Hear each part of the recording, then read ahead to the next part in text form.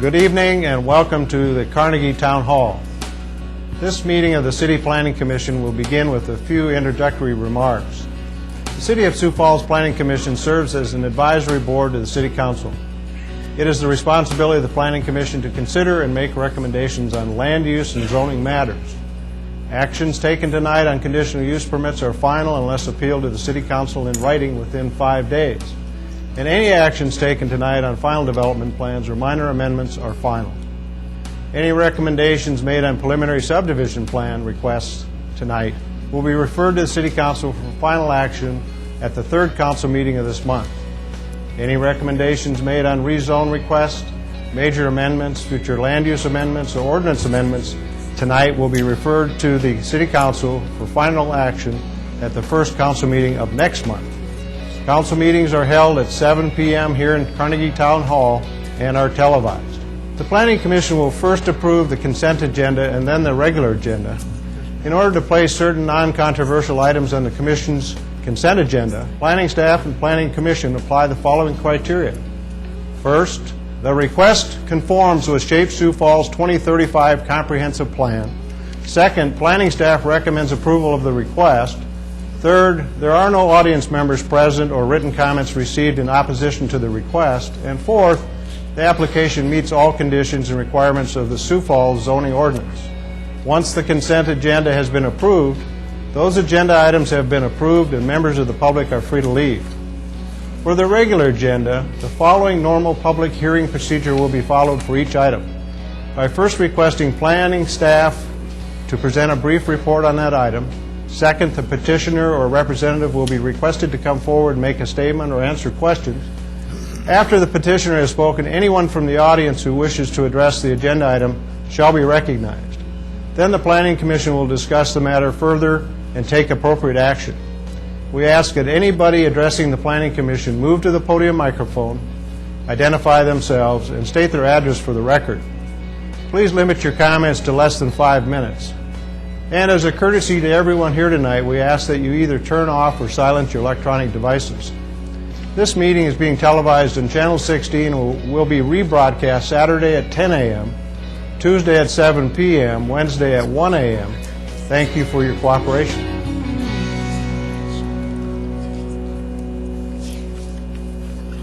Good evening. First thing we'll undertake tonight is the approval of the consent agenda. And I'll read those items. The first item is the approval of the November 3rd, 2010 minutes of the regular meeting. Item number 2 are the approval of plats. Item number 3, number 2010-11-04, is a rezone from RA1 Residential District to O Office District to the Eastern Hills Planned Development District for allowed uses at 4200 South Sycamore Avenue.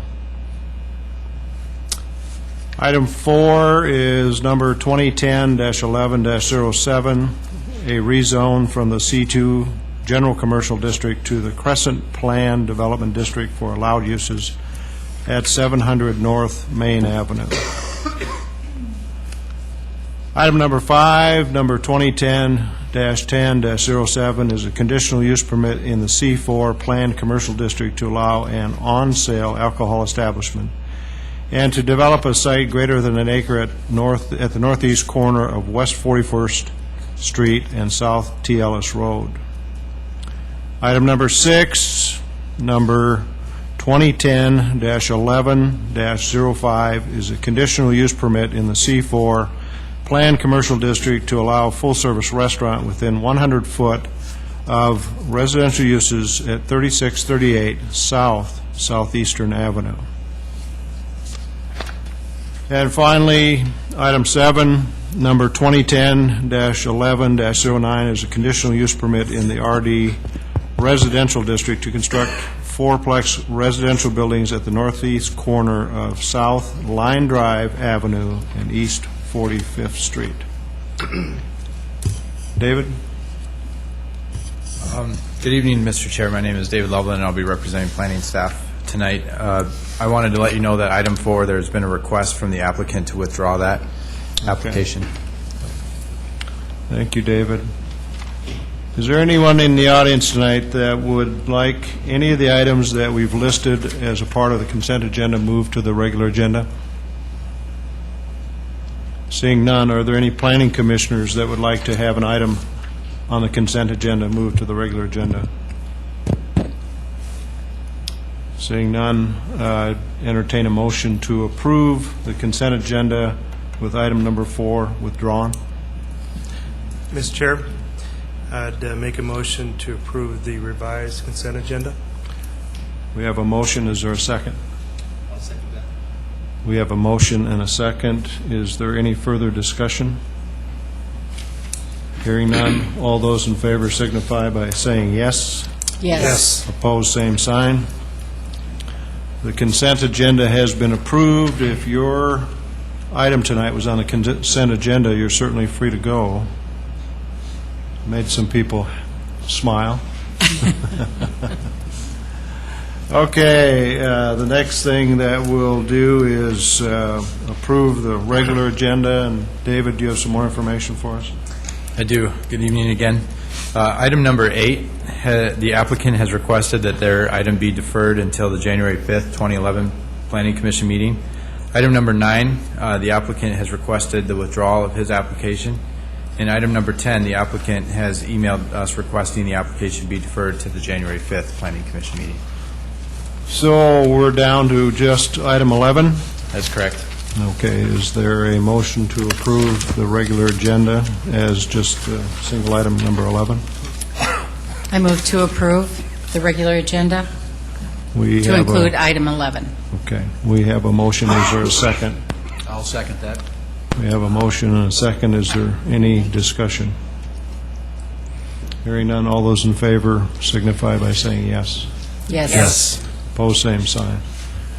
Okay, staff report, item number 11. Good evening, Mr. Chair, Commissioners, and members of the audience. This particular item is a conditional use permit application for an expansion of an existing use onto an adjacent property. The purpose of the expansion is to expand the current business of on-sale alcohol at the Gaslight on West 12th, and the owner and applicant is here this evening to answer any questions. He has also submitted a plan for the expansion, and that's included in your information packet and will be available on the big screen. The applicant is proposing to locate 3 picnic tables in the southeast corner of the subject property, adjacent to an existing parking lot for the on-sale alcohol establishment. The purpose of that is for patrons to go outside and smoke. As an expansion of the alcohol use, we do have to look at this and treat it as an expansion of the alcohol use, and therefore the conditional use permit requirements of no concentration of similar uses. It should not be in an area where children are expected to frequent unsupervised, the effect on adjacent property values, and also the location with respect to video lottery all come into play. In terms of all of those conditions, the application seems to be appropriate for the subject property. Staff has talked to the applicant about the location on the subject property of the proposed use, which is the 3 picnic tables. And as long as those are kept in the southeast corner of the subject property, the property is fenced in and the property should be maintained. We have no problem with that particular use.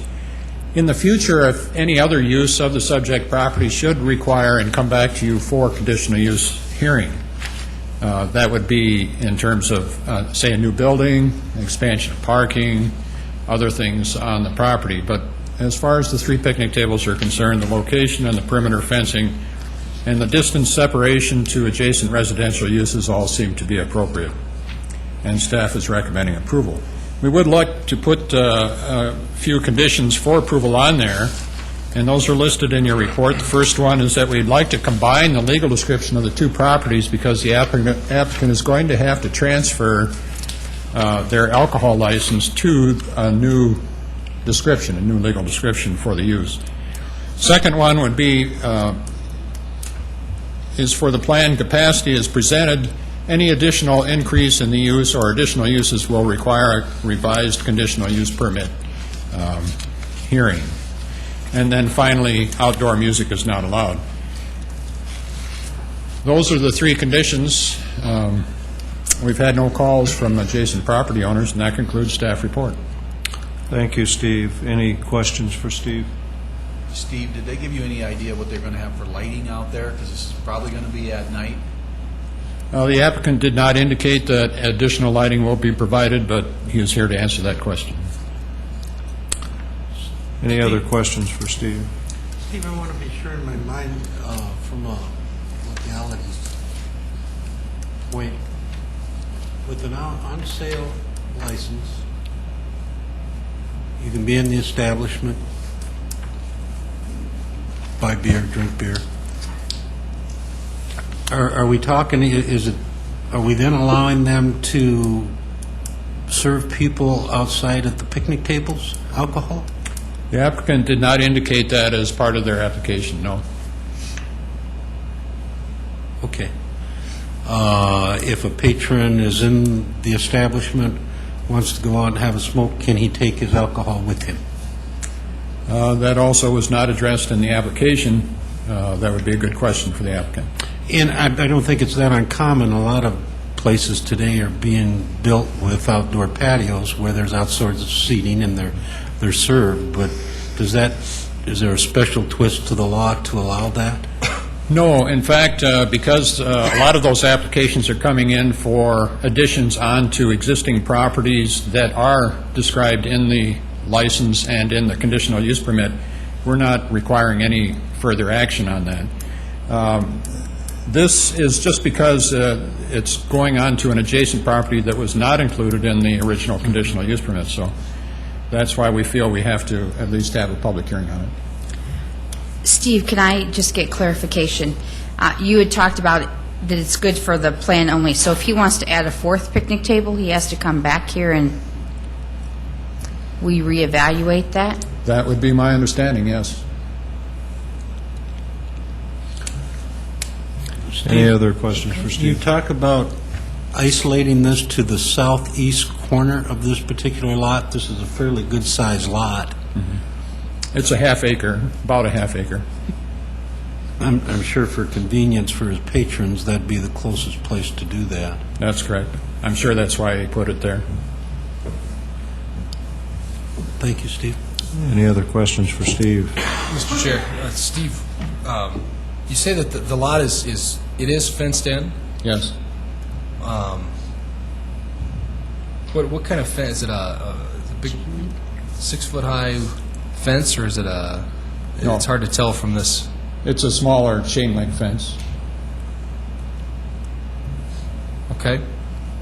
Are there any regulations behind that that it needs to be fenced in with a certain kind of fence, or will that? That's an existing condition.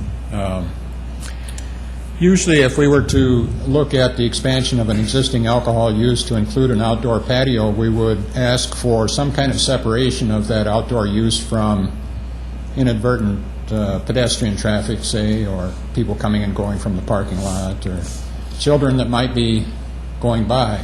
And so, actually, the fence is a good thing. The existing fence. The existing fence. Okay.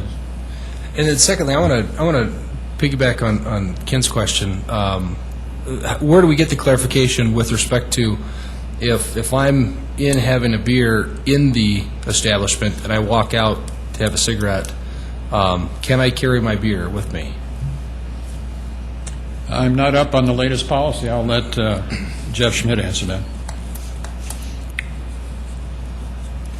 Jeff Schmidt from the Planning Office. It's part of alcohol sales and beer distribution, and the applicant can really speak on that more than we can, because it's the same as any bar establishment. Can you take your alcoholic drink outside of the establishment? We're treating this today as they're expanding their use onto another parcel. So This is a land use issue, not a liquor law correct. issue. Yeah. And so, Right. in regards to the serving and the movement of the alcohol, that's not our preview. I can't speak to it, but I think we all understand, and they kind of referred to it, that, yeah, when you're at an establishment, are you able to take your drink from one room to the other or from one out to the patio? Yes, and that's their intent here, is to take it out onto the patio. And I can understand that. I just want to make sure that we're perfectly clear from that question Yes. to this isn't a land use issue. Yep. So that the applicant can understand that as we move forward with this. Correct. Yep. And so, and again, the applicant was nice enough to be flexible along with us. This is our first one that we've brought forward to you, and the staff has dealt with. The other ones that have been dealt with have remained on the site. And so if he would have came in, and we're getting a little off track here, and just built a structure on his existing premise, you won't even be looking at it. That's what everybody else is doing. Right. He has an adjacent property that he would like to bring this on to another property. It wasn't part of his original, so therefore, we are bringing it forward to you. If there's another bar in Sioux Falls that wants to add additional parcel, they have to come before you. But if you're staying on the same parcel, you're not going to see the issue. Right. Thank you. Jeff, before you go, have we enacted the new notification of neighbors? Is this still a 7-day posting, or is this a 14-day posting? Still the same postings that we have in the ordinance right now. They post it for 7 days. Yep, and they have 5 days to appeal it to city council if there's any issues. Looking at the picture, it appears to me pretty much all the property around this is commercial in nature, and then directly to the north, it's a residential property. Did you encourage a neighborhood meeting, or do you felt that was necessary? We always talk to the applicants about that and talk to the neighbors. And again, this is a long-standing establishment on the west side, so the applicant can speak to that about having involvement in the neighborhood. Thank you. Any other questions for staff? Okay, thank you, Jeff. Thank you, Steve. Is the applicant here this evening? Yes. Would you come forward, please?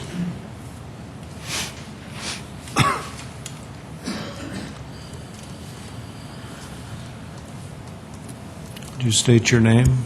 Charles Carey, 7308 West Ford Circle, Sioux Falls. Do you have anything to add to the staff report? In regards to his question, the house that is right adjacent to it is C2 commercial. The house to the north. To the north? Is C2 commercial. So everything around there is commercial.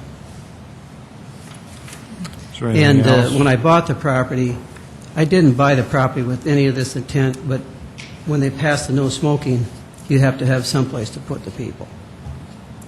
And for me, it wouldn't work just to put something right outside there and take away the parking. And I had a vacant lot sitting right there, so I thought, might as well use it. Charles, do you envision this as an outside patio area in the summer? In the wintertime, Yes, It's not an it'd issue, just I be mean- for the summer. In the wintertime, you got to do something else. do you envision using that as having your customers sit out there and serve them and wait on them as they're out there? I'm not sure on that. I know that they'd want to sit out there and smoke a cigarette and drink a beer, of course, just like any patio that's attached to a bar. Any other questions for Charles? Charles, I see that there is a street light or a parking lot light. Is that what your lighting was going to be? Yeah, Existing it was a lighting? lot brighter. You can make them brighter or less, whatever you want. So I can use that, and then if I need more, I got a light pole right there. I can put lighting on. There's a pole right there. Wouldn't be very hard to do. Part of this building, I believe, is a billiard hall. Is that, No, does that's this another pertain business. to that? That's another business. So this permit wouldn't No, this would apply be just to that? this would be just for Just the for the gas For the light? gas light, yeah. Any other questions for Charles? Mr. Chair. Mr. Carey, you are aware of the, what was brought up earlier about the 3 picnic tables. If you add a 4th, you'd have to come back in front of us again. No, I was not aware of that. I didn't think it made much difference whether it's 3 or 5 or 6 or whatever. Didn't even enter my mind. Okay, but you now understand that if it's Now it does, it's 3, it will be 3. Okay, thank you. Would you like to amend your request for additional tables? Well, if I need them, yeah.